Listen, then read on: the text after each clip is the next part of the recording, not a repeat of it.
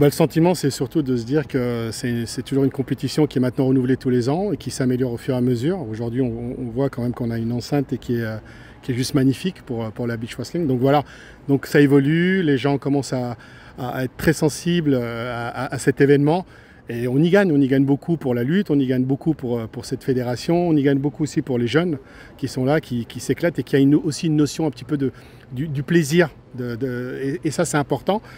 Donc tous ces éléments font que c'est un bel événement, comme d'habitude, avec à sa tête Jean-Noël. Et voilà, donc c'est des moments très agréables pour la lutte et pour les lutteurs principalement. C'est fun, et on en a besoin aujourd'hui. Il faut savoir que le sport évolue et les jeunes sont aussi à la recherche de ça, de ces sensations un peu plus fun. Et effectivement, c'est beaucoup plus fun. Mais la lutte olympique est fun aussi, mais c'est vrai qu'on est plus dans un esprit de performance, de dépassement. Alors que là, on est aussi dans un esprit de dépassement, de vouloir gagner, mais aussi il y a cette notion de plaisir. Et comme vous dites si bien, voilà, comme disent les jeunes, c'est de kiffer tout simplement. Aujourd'hui, Saint-Laurent-du-Var, c'est la lutte olympique, mais c'est aussi surtout la lutte de plage, la beach wrestling. Et je trouve que cette initiative aujourd'hui, avec un nouveau jeune président qu'on connaît, et je trouve qu'aujourd'hui, c'est quelque chose qui évolue dans le bon sens. Et ça, c'est important. Et puis surtout, des jeunes qui ont les codes, tout simplement, aujourd'hui, de la jeunesse. Et c'est ça qui est bien. Il faut souligner aussi ce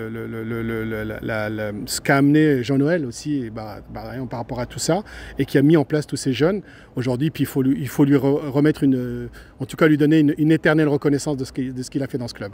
Oui, on en a deux. On a deux représentants, effectivement, Kumba Narok pour les féminines et Baba, comme on dit chez nous, en gréco-romaine. Et c'est vrai que c'est deux potentiels. C'est vrai qu'on aurait souhaité beaucoup plus parce qu'on a un niveau pour en avoir plus.